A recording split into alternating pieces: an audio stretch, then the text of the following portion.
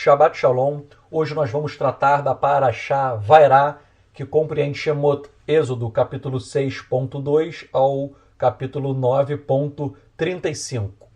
O nome desta Parashá é Vairá, que vem da raiz verbal composta das letras hebraicas Resh, Aleph e Rei. Raá, e Raá significa ver, aparecer, revelar, tornar-se visível. Então, esta Parashá, Vairá, ela se extrai da leitura de Shemot de Êxodo, capítulo 6, versos 2 a 3, e o texto hebraico assim está disposto. Vaidaber Elohim el Moshe, vaiomer elav ani Yahuweh. Vairá el Avraham, el Yitzhak, ve'el Yaakov, be'el Shaddai, ushemi Yahuweh lo nodat lahem. Traduzindo, e falou Elohim para Moshe, para Moisés, dizendo-lhe, eu sou Yahuweh, o Eterno. Aí o verso 3 diz, Vairá, que significa, eu me revelei, ou eu apareci, ou eu fui visto, eu tornei-me visível. Então o Eterno diz, Vairá, eu me revelei, eu apareci, eu fui visto, eu tornei-me visível a Avraham, a Yitzhak e a Yaakov, Abraão, Isaac e Jacó, como El Shaddai, o Todo-Poderoso. Mas o meu nome, Yahuweh, eu não o fiz conhecido a eles. Então aqui no início dessa Parashá, o Eterno começa, revelando o nome, falando o nome dele, o tetagrama, que foi revelado na Parashá passada. Se você não assistiu essa Parashá, vale a pena você assistir na internet. É a Parashá Shemot, que versa sobre o nome do Eterno. Então, nesta Parashá de hoje, o Eterno ele já tinha revelado o nome dele para Moshe, para Moisés. Aqui o Eterno diz que ele se tornou visível, ele foi visto por Avraham, Yitzhak e Yaakov, por Abraão, por Isaac e por Jacó, mas apesar de o Eterno ter sido visto por Abraão, Isaac e Jacó, o nome do Eterno, Yahuweh, ele não foi conhecido por estes patriarcas, e ele foi revelado a Moshe, a Moisés, tal como nós vimos na Parashá passada, Parashá Shemot. Se você não assistiu, você pode assisti-la na internet. Uma coisa interessante que nós podemos observar é o seguinte, Vairá, ou seja, o Eterno diz, eu me revelei, eu apareci, eu fui visto por Abraão, por Isaac e por Jacó. A pergunta é, quando o Eterno foi visto por Avraham, Yitzhak e Yaakov? O Eterno disse que foi visto, Shemot, Êxodo, capítulo 6, verso 3. Mas a questão é, quando o Eterno foi visto, quando ele tornou-se visível, quando ele apareceu, que tudo isso é o significado de Vairá. Bem, então vamos lá. Abraão, Isaac e Jacó. Abraão, Avraham. Nós vemos que o Eterno ele se revelou, ele apareceu a Avraham lá em Bereshit, Gênesis, capítulo 18.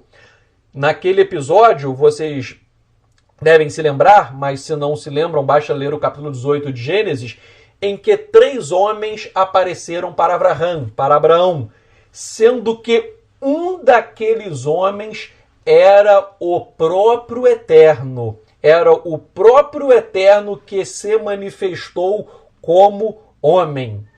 Se você não estudou essa Parashá, o nome dessa Parashá é Vaierá. O nome é até parecido com a Parashá de hoje, que vem do mesmo verbo. A Parashá é Vaierá, que compreende Gênesis, Bereshit 18.1 ao capítulo 22.4. Então, se você perdeu essa Parashá, você também pode assistir na internet. Mas, no capítulo 18 de Bereshit, Gênesis, há um episódio em que 3 homens aparecem para Avraham, para Abraão, e estes homens começam a conversar com Avraham. Só que, no texto em hebraico, um dos homens que está conversando com Avraham, ele é o próprio Eterno. Tanto é que aparece o tetragrama. Então, é o próprio Eterno como homem se manifestando a Avraham. Bem, o Eterno se manifestou para Avraham desta forma como homem E em relação a Isaac, a Yitzhak, o Eterno também apareceu, também se revelou a ele. Quando? No episódio em que Abraham levou Yitzhak para ser sacrificado. Vocês lembram que que Abraão levou o seu filho Isaac para ser sacrificado. Isto consta em Bereshit, Gênesis, capítulo 22. E quando Abraham ele ia imolar, ele ia sacrificar o seu próprio filho em obediência à ordem do Eterno, eis que, diz a Torá, aparece o anjo do Eterno e este anjo do Eterno impede o sacrifício de Isaac. Mas se você ler todo o capítulo de Bereshit, Gênesis 22, você perceberá que o anjo do Eterno é o próprio Eterno. Porque está escrito que é o anjo do Eterno, mas depois começa a falar e quem está falando é o próprio Eterno. Então vejam, no capítulo 22 de Bereshit de Gênesis, quem impede o sacrifício de Isaac é o anjo do Eterno, mas você prossegue a leitura do texto em hebraico, você vai perceber que é o próprio Eterno, porque aparece o tetragrama. Ou seja, o Eterno, ali naquele episódio, ele se manifestou como um anjo, como um malar. Então, nós vimos que o Eterno se manifestou a Abraão se manifestou a Yitzhak, a Isaac, e quando ele se manifestou a Yaakov, a Jacó? Ora, em Bereshit, Gênesis, capítulo 32, versos 23 a 33, há aquele episódio de que Jacó lutou com um anjo. Todo mundo fala que Jacó lutou com um anjo. Porém, se você ler o texto em hebraico, não está escrito que Jacó lutou com um anjo. Não está escrito. Está escrito que Jacó lutou com em hebraico, Ish. E Ish significa homem. Então Jacó lutou com um homem. Só que você prosseguindo a leitura desse texto, este homem é identificado como sendo o próprio Elohim, como sendo o próprio Eterno. Logo, Jacó lutou com um homem, mas este homem é o próprio Elohim, ele é o próprio Eterno. Logo, nós temos uma manifestação do Eterno enquanto homem. Se você também perdeu, o nome dessa paraxá é Vaishlar, está na internet também, vale a pena você estudar esse tema que é importantíssimo. Resumindo, em Shemot, Êxodo, capítulo 6, verso 3, o Eterno disse que apareceu, ele foi visto, ele se tornou visível, não é? Vairá, foi visto, tornou-se visível, ele apareceu para Abraham, para Yitzhak, para Yaakov, para Abraão, para Isaac e para Jacó. Nós vimos que para Abraão ele apareceu como um homem, Bereshit, Gênesis capítulo 18. Para Yitzhak, ele aparece na figura do anjo do Eterno, como nós vemos em Bereshit, Gênesis capítulo 22. E para Jacó, naquele episódio que Jacó luta com um homem, esse homem é o próprio Elohim, é o próprio Eterno manifestando-se como homem. Isto comprova que o Eterno ele pode se manifestar de várias maneiras, inclusive como homem. Logo, o fato de Yeshua HaMashiach ser uma manifestação do Eterno em carne, isto é totalmente compatível com a Torá. Bem, eu vou fazer um resumo desta paraxá e depois nós veremos alguns pontos que merecem destaque. A paraxá desta semana, ela começa com Elohim afirmando a Moisés que irá redimir, irá libertar o povo de Israel da escravidão e conduzirá o nosso povo para a liberdade, conduzirá o nosso povo para a terra que foi prometida a Abraham, a Yitzhak e Yaakov por herança. Então Elohim incumbe Moshe e Aharon, Moisés e Arão, e o Eterno determina que eles vão ao encontro do faraó e peçam para que o faraó liberte o povo de Israel. E o Eterno instrui Moshe e Aharon para que eles realizem um milagre caso o faraó coloque obstáculos na libertação do nosso povo. Eles deveriam jogar o cajado, a vara, e esta vara se transformaria em uma serpente. Então os irmãos Moshe e Aharon, Moisés e Arão, eles procedem conforme as instruções do Eterno, e o faraó também ele chama os seus sábios e feiticeiros e pede para que eles fizessem o mesmo através de suas magias, das ciências ocultas do Egito. Ou seja, Aharon pega o cajado, joga no chão, o cajado se transforma em uma serpente, só que o faraó pede para os seus feiticeiros fazerem a mesma coisa e eles fazem, e o cajado dos egípcios se transformam em serpente. Porém, a vara de Arão, ela come todas as outras varas, as outras cobras, e o faraó fica com o coração endurecido e não permite que o povo de Israel parta. E daí se iniciam as 10 pragas que o Eterno lança contra o Egito. Na primeira praga, as águas do Nilo se transformam em sangue, causando mau cheiro, morte de peixes, e impossibilitando que os egípcios bebam as águas, né, dos seus mananciais, dos seus estoques. E o Eterno vai lançando praga porque o faraó não liberta o nosso povo, e cada vez que o faraó se recusa a libertar o povo de Israel do Egito, Elohim envia uma nova praga. E daí o Eterno vai enviando praga após praga, e a cada praga o faraó ele diz que se a praga cessar, se a praga se extinguir, ele iria libertar o nosso povo. Aí a praga cessa, praga por praga, mas o faraó não liberta coisa nenhuma. E isso vai acontecendo de forma sucessiva, e a paraxá termina com o faraó não muda de ideia e ele não permite que o povo de Israel parta. Bem, agora nós vamos analisar alguns tópicos desta paraxá. Moshe e Aharon, Moisés e Arão, eles são escolhidos pelo Eterno como redentores, como libertadores do nosso povo.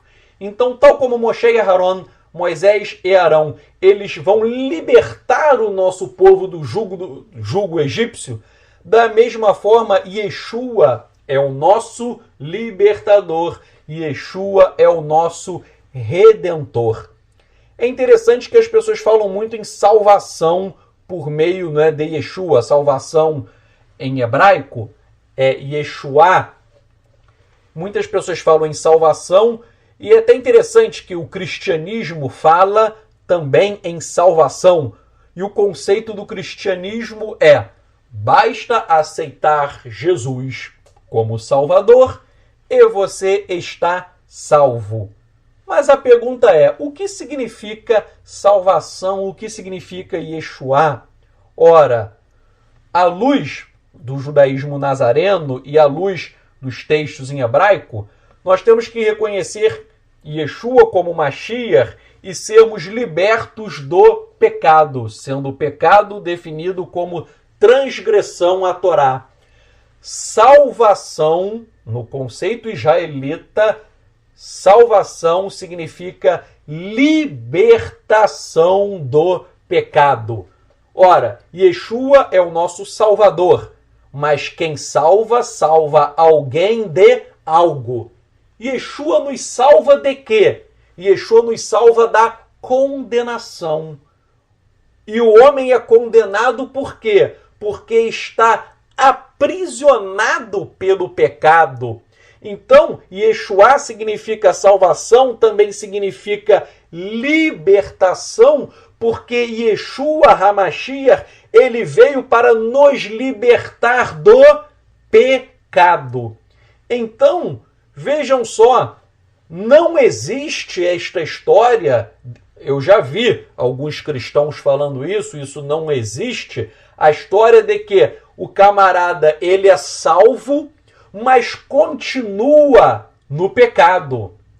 Isto não existe. Se alguém é salvo, salvação em hebraico, Yeshua significa libertação. Se você foi salvo, se você recebeu a libertação do pecado. Logo, o verdadeiro discípulo de Yeshua, ele não vive aprisionado pelo pecado. E pecado, repito, significa transgressão à Torá, significa violar, descumprir a Torá.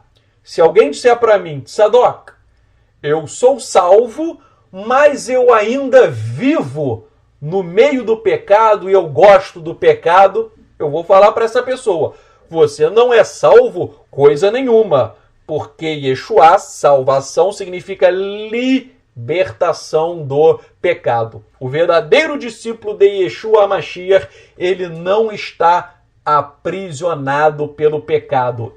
O verdadeiro discípulo de Yeshua, o verdadeiro Talmid, ele é livre. Ele é livre para não pecar. Bem, outra coisa interessante, Moshe e Aharon tipificam Yeshua. Por quê? Moisés, ele recebeu a Torá. Por sua vez, Yeshua é a Torá viva. Yeshua veio para elevar o entendimento da Torá. Yeshua não ensinou nada contra a Torá. O cristianismo apregou-a incorretamente, que Yeshua ele ensinou coisas em contradição à Torá. Mas isto não é verdade. Yeshua, ele ensinou tudo de acordo com a Torá, mas o nosso Mashiach, Yeshua, ele trouxe uma revelação mais profunda da Torá, engrandecendo o seu sentido e a sua interpretação, o que é totalmente compatível com o pensamento dos sábios do nosso povo. Só para você entender uma coisa, de acordo com os sábios do nosso povo, o Mashiach vem para ensinar a Torá de uma maneira muito mais profunda. E foi exatamente isto que Yeshua fez. Yeshua ensinou a Torá de uma maneira mais elevada, mais espiritual. Tanto é verdade que os sábios do nosso povo dizem que quando o Mashiach vier, ele ensinará a Torá de uma maneira tão profunda, tão elevada, que muitas pessoas acharão que ele está ensinando uma nova Torá. Porém, o Mashiach não está ensinando uma nova Torá. É a mesma Torá que foi entregue a Moisés, pelo Eterno, mas esta Torá agora ela é explicitada, ela é interpretada de uma maneira mais elevada. Vou citar, por exemplo, agora pensamentos dos sábios do nosso povo dizendo que o Mashiach, o Messias, vem para dar uma nova Torá. Essa nova Torá é a Torá mais elevada. Por exemplo, o Midrash em Vaikra Rabá 13.3 diz: uma nova Torá brotará de mim. E esse texto está dizendo que o Mashiach ele vai dar esta nova Torá. Por sua vez, em Yalkut Shimoni, ao versar sobre Yeshayahu 42:9, está escrito: pois no futuro o Eterno, bendito seja, se sentará e explicará uma nova Torá que será dada pelo Mashiach. Vejam, Yalkut Shimoni está falando que o Eterno vai dar uma nova Torá, e esta nova Torá ela será dada pelo Eterno por meio do Mashiach. Por sua vez, Menahem Brod escreve, ou seja, haverá uma tremenda revelação da sabedoria da Torá que será considerada uma nova Torá. Ora, gente, é exatamente isso que Yeshua fez. Quando eu pego o Sermão da Montanha, o Sermão da Montanha está em Matitiarro, Mateus, capítulos 5, 6 e 7. Leiam Matitiarro, Mateus, capítulos 5, 6 e 7. Isso é um brilhante shiur, é uma excelente aula de Yeshua sobre a Torá, o Sermão da Montanha, eu acho, na minha opinião, foi a lição áurea de Yeshua sobre a Torá. Nenhum rabino escreveu algo tão belo quanto Matitiahu, Mateus, capítulos 5, 6 e 7. Ali Yeshua, ele resumiu os aspectos mais importantes da Torá. Aí o cristianismo diz, Jesus veio para dar uma outra coisa. Yeshua ele não deu outra coisa. Yeshua ele pegou a Torá de Moshe, mas ele soube extrair a essência da Torá. Por isso que os sábios do nosso povo dizem que esta Torá ela receberá uma revelação tão tremenda que muitos acharão que é uma outra Torá, mas na verdade não é. É a mesma Torá que é revelada de forma mais tremenda, de forma mais profunda. Bem, Yeshua também possui uma típica relação com Aharon, com Arão, porque Arão ele vai ser escolhido no futuro como Kohen Hagadol, como sumo sacerdote. E Yeshua também é o nosso sumo sacerdote, nosso Kohen Hagadol celestial. Ivrim, Hebreus, capítulos 5, 6, 7, 8 e 9, de 5 a 9, a descrição de que Yeshua é o Kohen Hagadol. Yeshua é um sumo sacerdote celestial. Porque existe um Mishkan, um tabernáculo celestial, existe um Beit HaMikdash, um templo celestial. E no templo celestial existe o nosso sacerdote, que é o nosso Mashiach Yeshua. Uma curiosidade, se você lê Shemot Êxodo, capítulo 6, versos 26 e 27, o verso 26 fala em Aharon e Moshe, Arão e Moisés, só que no verso 27 fala primeiro Moshe e depois Aharon. Aí os rabinos perguntam, por que Arão é mencionado primeiro no verso 26 e Moisés, Moshe, é mencionado em primeiro lugar no verso 27. Você lê o verso 26 e 27, o 26 fala Aharon e Moshe. E o verso 27 inverte, Moshe e Aharon. Ou seja, há uma troca da primazia de quem está em primeiro lugar. Não é? Bem, por que isso? Rashi explica. Isto nos ensina que eles eram equivalentes. Para o Rabino Rashi, o grande comentarista da Torá, Aharon, Arão e Moshe, Moisés, ambos eram equivalentes. Ambos tinham o mesmo grau de kedushá, de santidade. Não havia ninguém mais elevado espiritualmente do que o outro. No mesmo sentido, Tzedal Laderer explica que a Torá enfatiza que ambos eram iguais. Porém, eu particularmente, Tzadok, eu concordo com a opinião do rabino sefaradita David Pardo, que ele escreveu uma obra monumental chamada Maskil le David. E este rabino ele escreve o seguinte: neste momento eles eram iguais, Arão e Moisés. Porém, depois, somente Moisés subiu ao monte para receber a Torá. E isto denota que Moshe foi maior do que Aharon em nível profético. E esta interpretação é a interpretação mais aceita pelos rabinos, e eu concordo. Eu concordo, né, que Arão ele foi um tzadik, um justo, ele foi um homem de elevada estatura espiritual, porém Moisés foi ainda maior do que ele. Tanto é que só Moisés subiu no monte para receber a Torá e Moisés ficou lá, né, sem comer e sem beber nada durante 40 dias com o Eterno. Então Moisés, Moshe, em nível profético, ele chegou a ser ainda maior do que Aharon, não é? Ele chegou a ser maior do que o próprio irmão. Vejam só que interessante.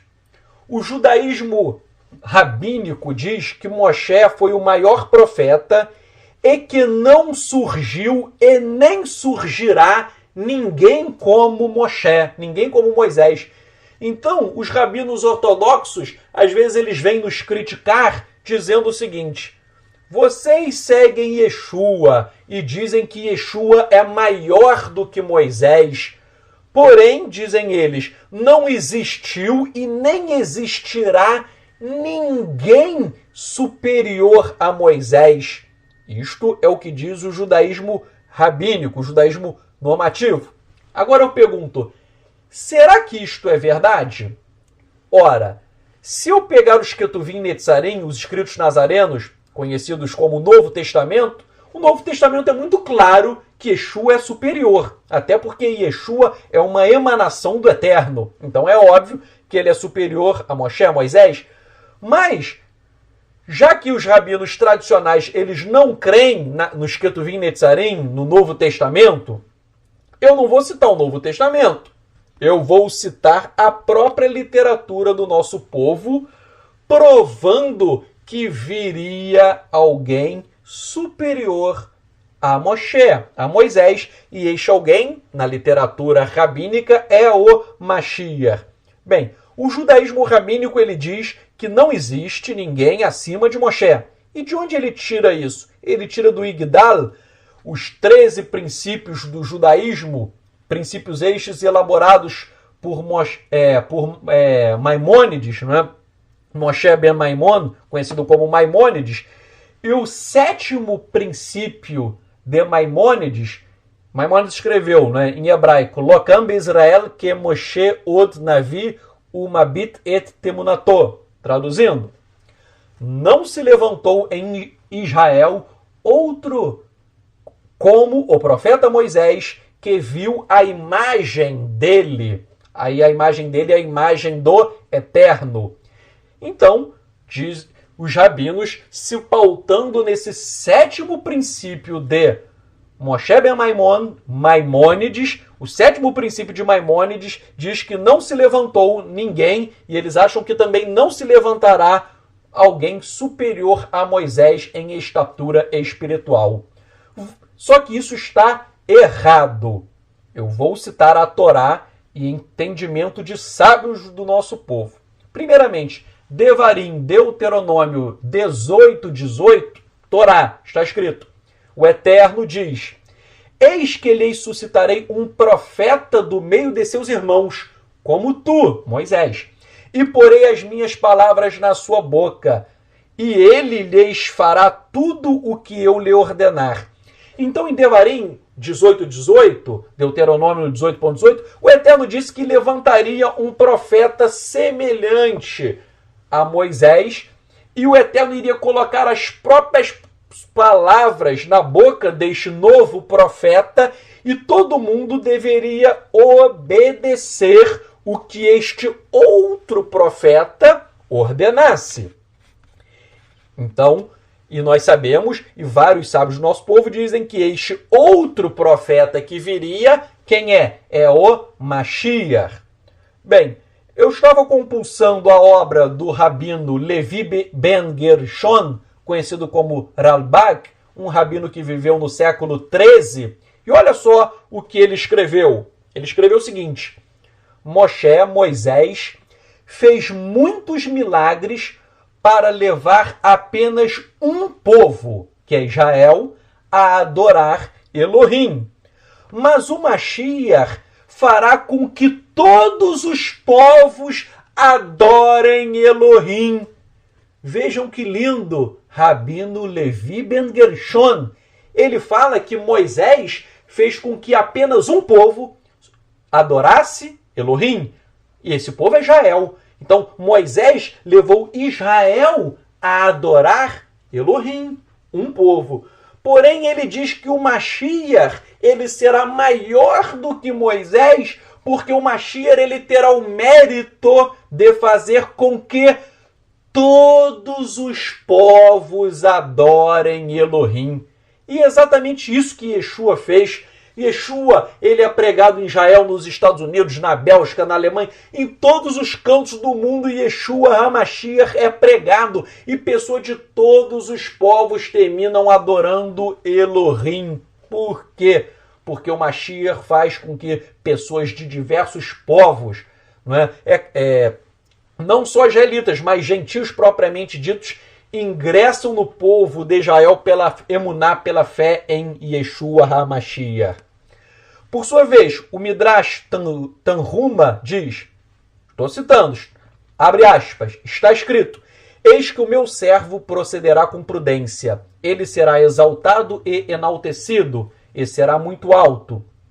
Isso significa que ele será mais exaltado do que Abraão, de quem está escrito: eu levanto a minha mão. Ele, o Mashiach, será mais exaltado do que Moisés, de quem se disse: como a ama leva a criança de peito. Isso é uma citação de Bemidbar, Números 11.12. Aí continua: ele deve ser muito elevado. Isto é, o Mashiach deve ser maior do que os anjos ministradores. Vejam, o Midrash Tanhuma, acerca de Yeshayahu, Isaías 52.13, é de onde eu extraí isso, está dizendo com todas as letras que o Mashiach será maior do que Moisés, e o Mashiach ele será maior do que os próprios anjos. Logo, fica claro que o Mashiach é maior que Moisés, que o Mashiach é maior do que os anjos, e Yeshua, ele é o nosso Mashiach.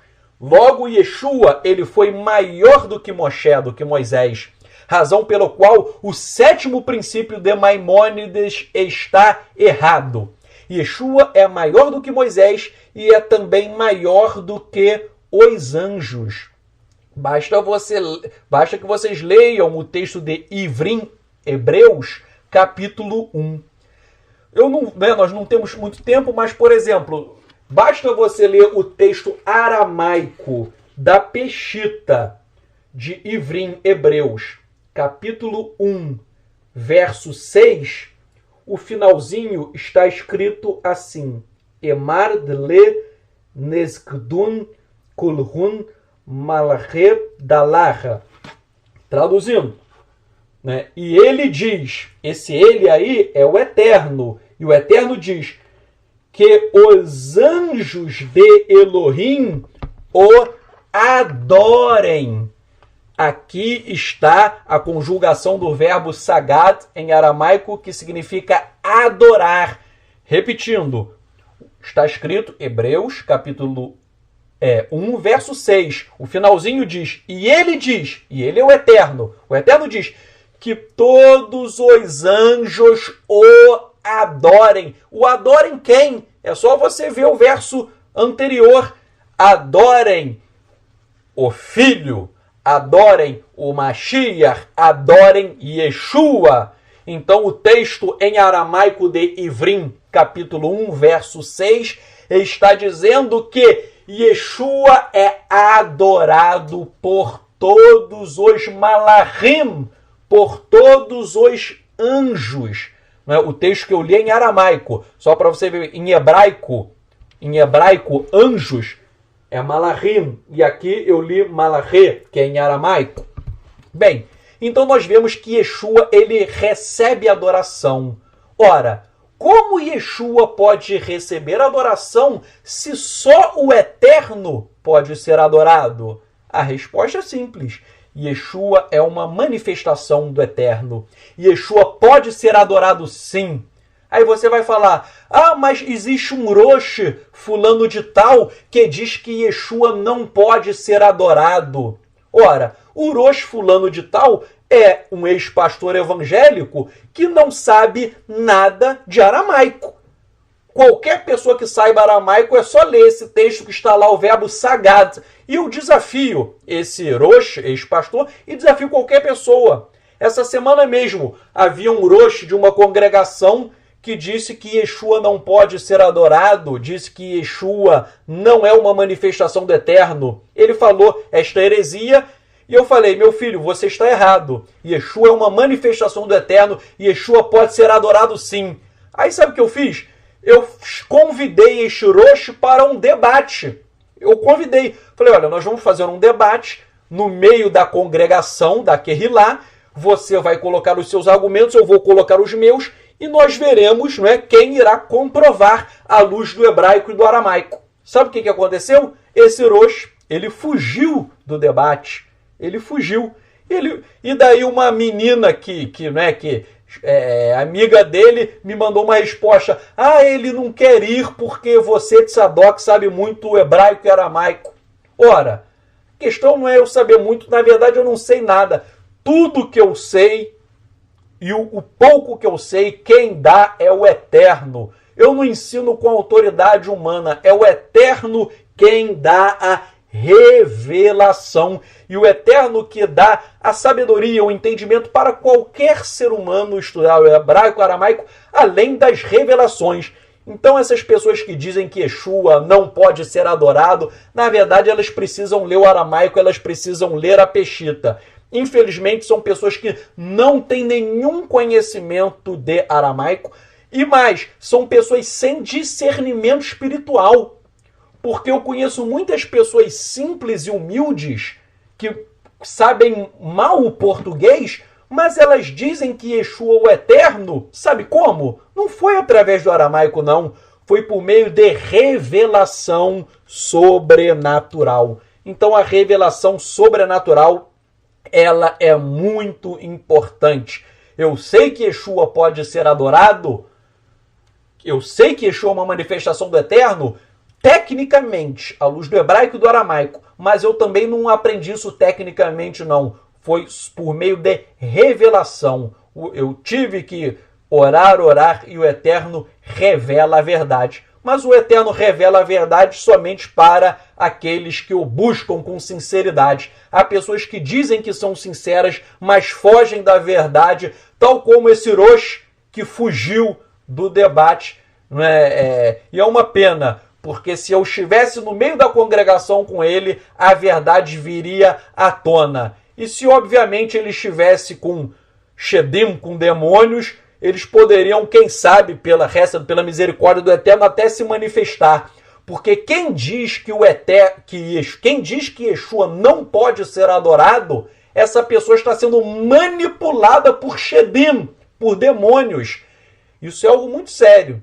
Estou falando porque isto é algo muito sério. Há pessoas ensinando heresias, estão sendo marionetes nas mãos dos Shedim, nas mãos dos demônios. Eu falo isso não para criticar, para pisar, não. Eu fico com pena dessas pessoas. Mas essas pessoas, elas precisam dobrar os joelhos, como eu fiz várias vezes. Hoje eu estava ainda há pouco orando de joelhos. Essas pessoas precisam dobrar os joelhos e buscar a verdade. O Eterno revela a verdade apenas para quem está disposto a ouvir. Quem fecha os ouvidos não recebe revelação. Bem, seguindo. Chamou Êxodo capítulo 7, versos 1 a 13, tem aquela história, das cobras, que o cajado, em hebraico, o matê de Aharon, ele se transforma em serpente. Ele se transforma em serpente, os feiticeiros do Egito fizeram o mesmo. E daí o cajado de Aharon, de Arão, ele devora as serpentes dos egípcios. Deste episódio, nós aprendemos que existe um lado sobrenatural das trevas. Os feiticeiros do Egito fizeram milagres. E a vara, o cajado dos egípcios se transformaram em serpentes. Então, pessoas que lidam com o ocultismo também fazem milagres. Por isso eu sempre digo, eu acredito em sobrenatural, eu busco o sobrenatural do Eterno, mas nós devemos tomar cuidado, porque existem muitas manifestações sobrenaturais que não são do Eterno.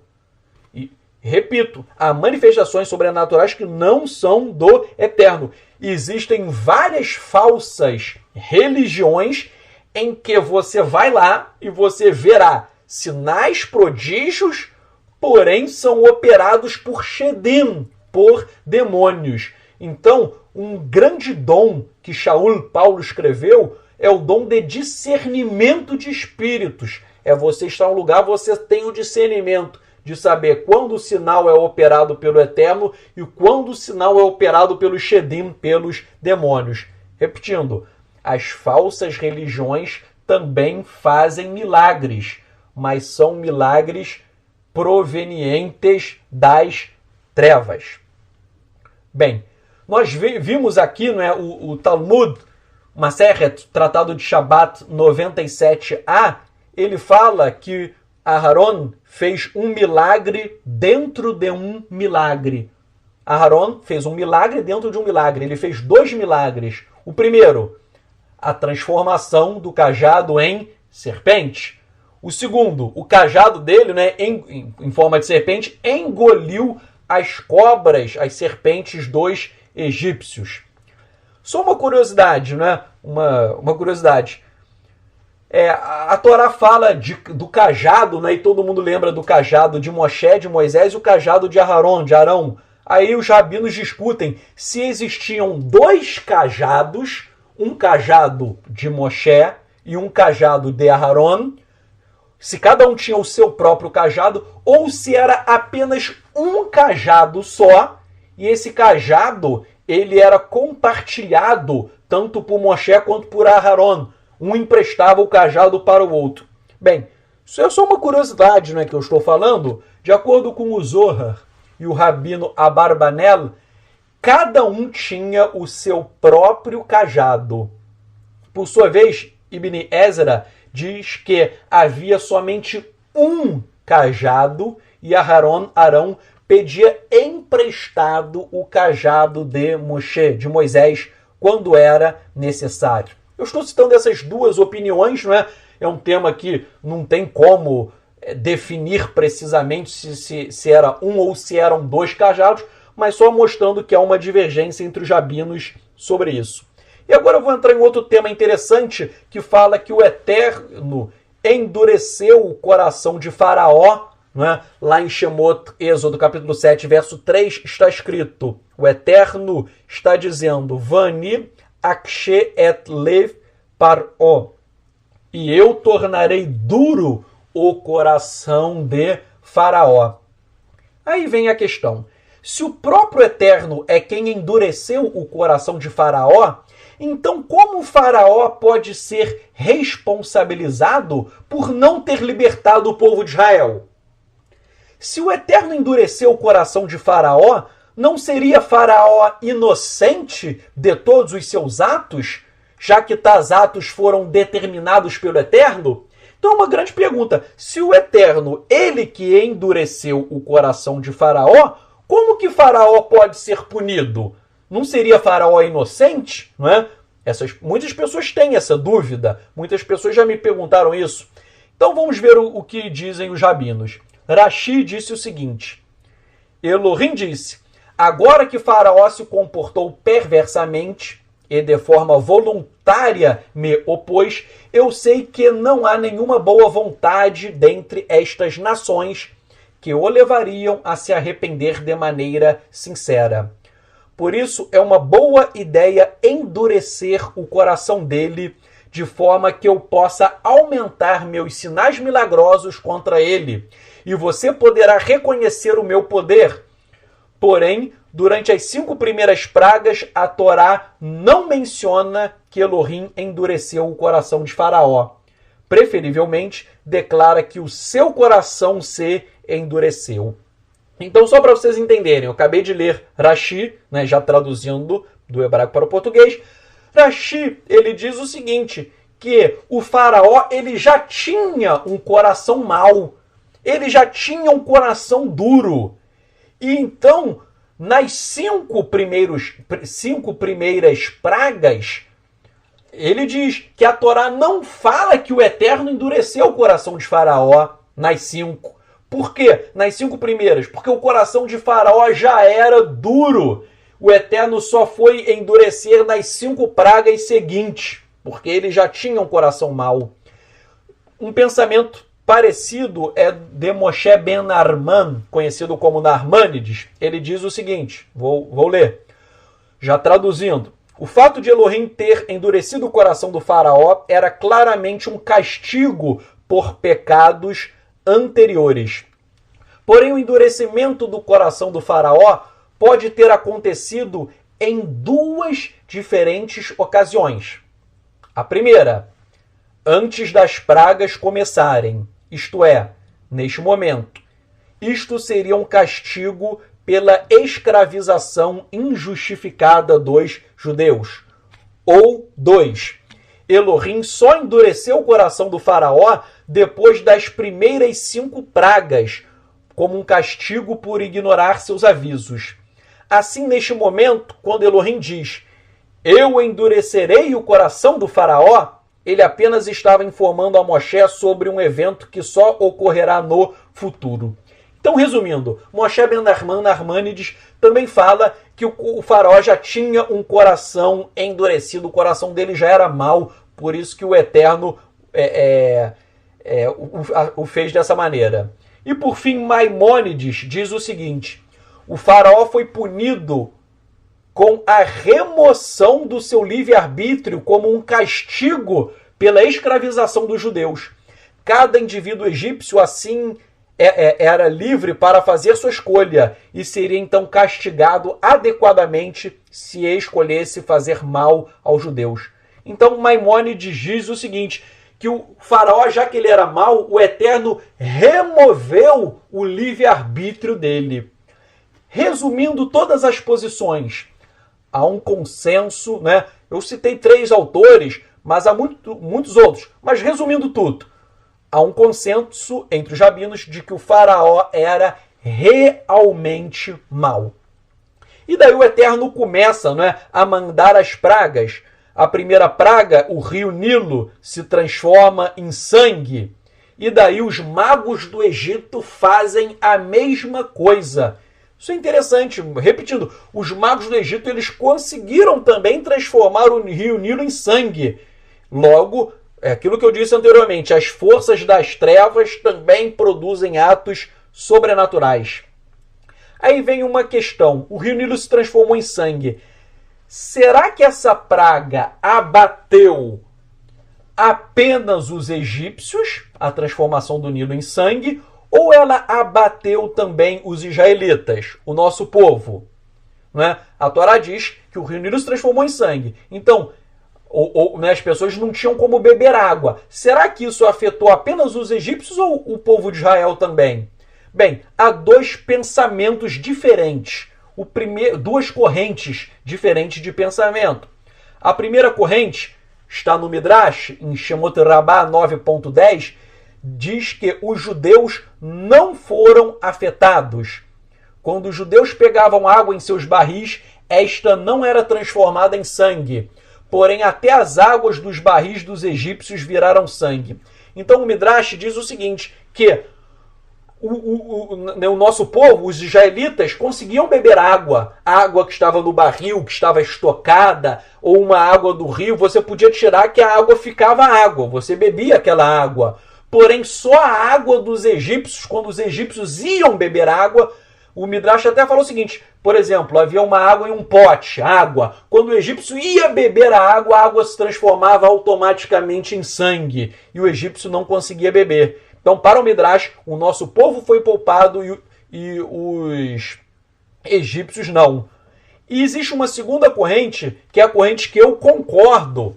Eu concordo com essa segunda corrente, que é a corrente de Ibn Ezra e do Rebbe de Lubavitch.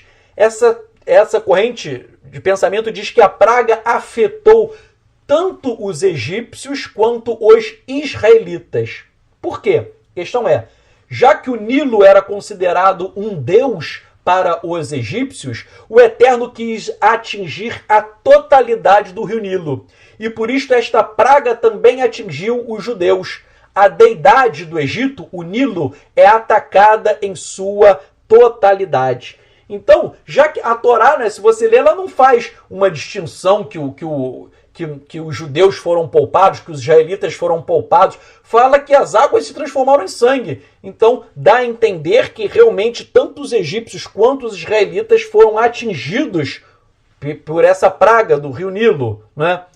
Quanto tempo durou essa água que se transformou em sangue? O Midrash, em Shemot Rabbah 9.12, diz que a praga durou 7 dias. Isso o Midrash extrai do texto de Shemot, Êxodo, capítulo 7, verso 25. Então, a transformação, né, do Nilo em sangue durou 7 dias. Leia aí Êxodo Shemot 7.25, e isso está repetido no Midrash Shemot Rabbah 9.12. Então, o faraó fica com o coração duro, e daí o Eterno manda a segunda praga, que são rãs que infestam o Egito. Depois, o Eterno manda uma outra praga, a terceira praga, que são os mosquitos. Está lá em hebraico, kinim ou kinan, mosquitos infestam o Egito. Algumas traduções dizem piolhos. A terceira praga, algumas traduções dizem que são piolhos, porém em hebraico está a palavra kinim ou kinan, então a terceira praga são mosquitos. Depois o Eterno manda a quarta praga, em hebraico está escrito que é um arov. Arov significa enxame. O Eterno manda um enxame. Mas a Torá não diz enxame de quê? O texto em hebraico, se você ler, fala só de um enxame, sem dizer enxame de quê. Então, alguns dizem que foi um enxame de moscas. E eu já vi muitas traduções dizendo enxame de moscas, porém há outros estudiosos que dizem que foi um enxame de animais selvagens. Muitos judeus falam que foram animais selvagens, cobras, escorpiões, animais peçonhentos, etc. Essa foi a quarta praga. E é interessante que a Torá diz que esta praga não atingiu os israelitas. Na versão judaica, a numeração cristã é diferente. Mas na versão judaica de Shemot Êxodo 8.18 e 19, capítulo 8, versos 18 e 19, nas versões judaicas, está dizendo que esta praga não atingiu os israelitas. E é por essa razão que alguns rabinos dizem que as 3 primeiras pragas atingiram tanto os egípcios quanto os israelitas. Só para você entender, a partir da quarta praga, a Torá diz que ela não atingiu os israelitas. A partir da quarta. Se a partir da quarta não atingiu os israelitas, você deduz que a primeira praga, a segunda e a terceira atingiram não só os egípcios, como também os israelitas. Depois vem a quinta praga, que é a morte dos animais no campo por epidemia.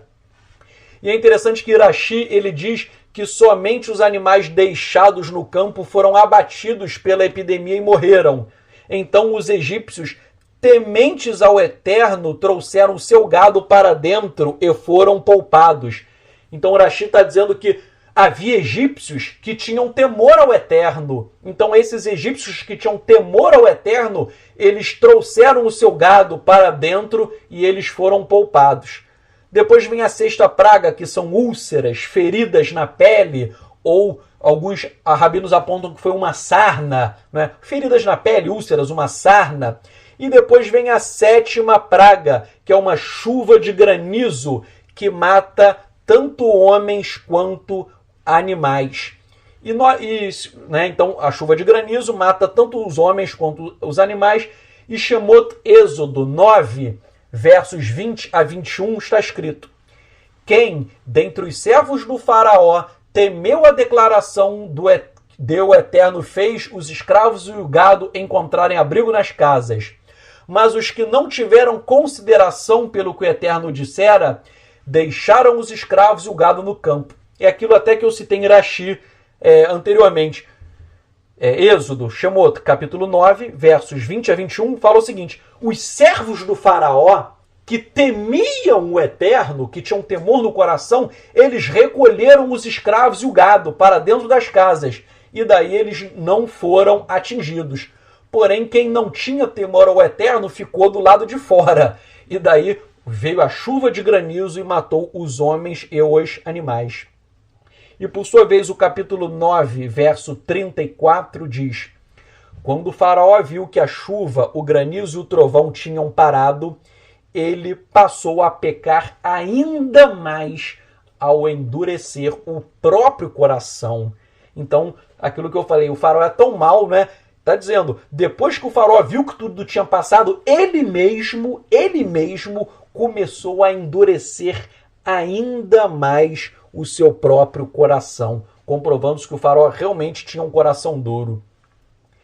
Outro detalhe, se você pegar o texto de Shemot, Êxodo, capítulo 9, versos 20 a 21, Êxodo, capítulo 9, versos 20 a 21, o texto em hebraico fala em Devar Adonai, ou Devar Yahuwah. Devar Yahuwah, Devar Adonai, significa a palavra do Eterno. Diz que a palavra é a palavra do Eterno. E a palavra do Eterno, nestes textos que eu citei, é o próprio Eterno. Então vejam, leiam depois o texto em hebraico de Shemot, Êxodo, capítulo 9, versos 20 a 21, que esse texto fala em Devar Yahuwah, na palavra do Eterno, e você lendo em hebraico, a palavra do Eterno é o próprio Eterno. A palavra do Tzadok é o próprio Tzadok, a palavra do Carlos é o próprio Carlos, a palavra da Vanessa é a própria Vanessa, não é um outro ser. Então, a palavra do Eterno é o próprio Eterno. Isso é um pensamento totalmente judaico. E já que a palavra do Eterno é o próprio Eterno, é isso que Yohanan, João, ele falou no capítulo 1, verso 1. João, capítulo 1, verso 1, Yohanan, ele diz que Yeshua é a palavra. E se a palavra do Eterno é o próprio Eterno, vejam, a palavra do Eterno é o próprio Eterno. Yeshua é a palavra do Eterno. Conclusão, Yeshua é o próprio Eterno. Vejam, isso está muito claro no texto em hebraico de Yohanan, João, capítulo 1, verso 1, que diz: Bereshit haya hadavar, ve hadavar haya et ha-Elohim, ve Elohim haya hadavar. Em hebraico, em princípio era a palavra, e a palavra estava com Elohim, e Elohim era a palavra. Está aqui, vê Elohim haya hadavar, e Elohim era a palavra. Então Yeshua, ele é a palavra, Yeshua, ele é o próprio Elohim. Yeshua não é um ser criado, ele não é um subdeus. Essa ideia de que Yeshua é um ser criado, se Yeshua fosse um ser criado, Yeshua seria um subdeus ou um semideus. E isto não existe na Torá. Quem crê em semideus e em subdeus, quem crê nisso são os gregos, são os romanos, em que eles têm um panteão de deuses. Mas nós não, nós somos israelitas. Para nós só existe um eterno, um Elohim, e esse Elohim se fez carne e habitou entre nós. E este Elohim, este eterno Yahuwah, ele é Yeshua HaMashiach. Vamos orar. Elohei Ha-Ivrim, Elohim dos Hebreus. Eterno, nós oramos a Ti em nome de Yeshua HaMashiach. Muito obrigado por esse Shabat, pelas Tuas revelações, pela Tua bondade. Muito obrigado, ó Rei vivo e existente, pois mais esse ciclo semanal está se encerrando quando acabar o Shabat. E nós, Pai, estamos vivenciando muito da Tua presença, das Tuas revelações. Que estas revelações que o Senhor tem compartilhado a todos nós, Netzarim, nazarenos, que elas possam ser difundidas por todo mundo, que nós possamos levar a Torá e Yeshua HaMashiach para todas as pessoas, levar o amor do nosso Mashiach, a bondade, a mansidão, a emuná, a fé. Eterno, que tudo isso nós possamos levar ao próximo, que nós possamos ser a luz em um mundo que jaz em trevas. Abençoa todos nós, os nossos familiares. Abençoa, Pai, aqueles que estão carentes de uma palavra de consolo, de conforto. Aqueles que estão em trevas, mas que nós podemos levar o nosso Mashiach. E Yeshua, ele é a luz. E onde chega a luz, as trevas desaparecem. Eterno, que nós possamos ser instrumentos, possamos ser vasos nas mãos do oleiro celestial, para difundir as Bessorot, as boas novas de Yeshua. Se conosco, Pai, nós oramos, nós te agradecemos pela tua presença, pela tua Shekhinah, em nome de Yeshua HaMashiach. Amém.